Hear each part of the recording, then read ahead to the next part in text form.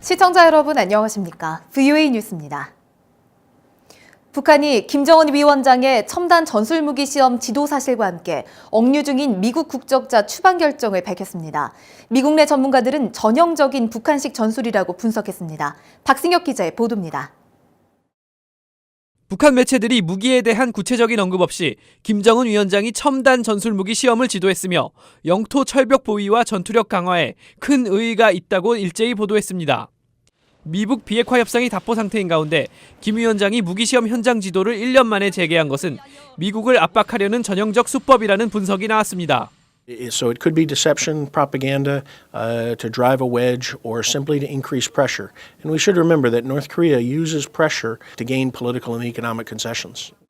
일각에서는 공개되지 않은 북한의 첨단 전술 무기를 신형 장사정포로 추정하기도 했지만 사실 여부를 떠나 위험성을 간과해선 안 된다는 지적도 나왔습니다. And we should remember that the North Korean People's Army is an artillery-based army, and artillery systems provide a great threat to the south and are really key to North Korea's offensive capabilities to be able to overcome the South Korean defenses. 또 다른 전문가는 현재의 제재가 얼마나 북한을 압박하고 있는지 보여주는 사례라고 평가했습니다. 미국이 제재 유지에 강경한 입장을 계속 보이자 북한이 판을 깨지 않는 선에서 항의했다는 것입니다. He's trying to do anything he can to break those sanctions. That tells me that the sanctions are having the maximum pressure impact that we want them to have.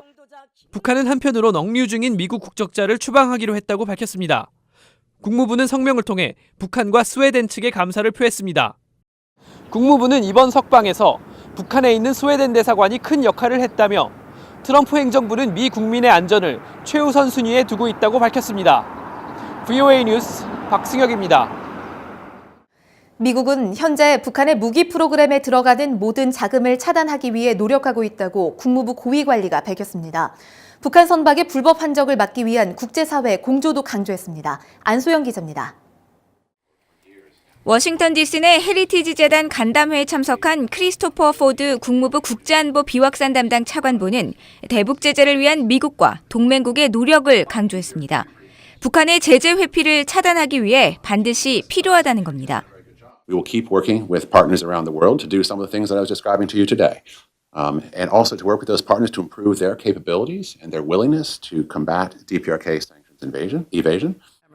포드 차관보는 이어 트럼프 대통령의 유엔 총회 연설을 상기시키면서 북한의 선박 간 불법 한적 단속을 대표적인 사례로 제시했습니다.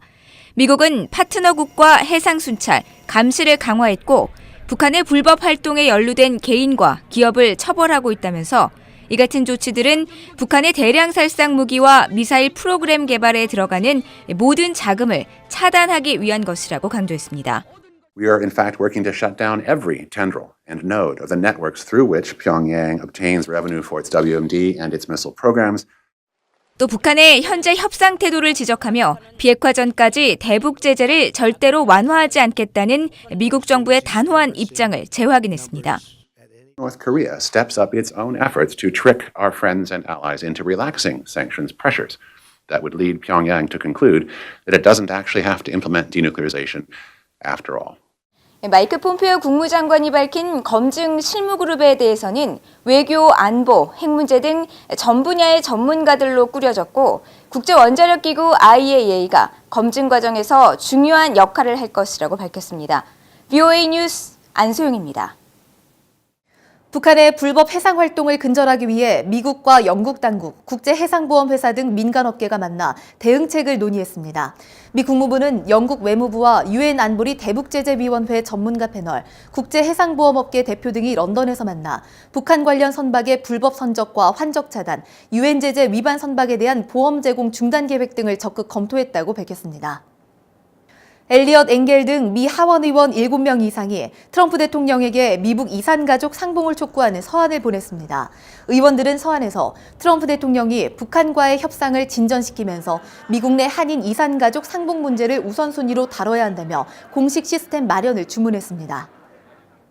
지난 1969년 납북된 대한항공기 탑승자의 아들 황인철 씨가 남북항공 실무회의가 열린 16일 기자회견을 열고 아버지의 송환을 다시 촉구했습니다.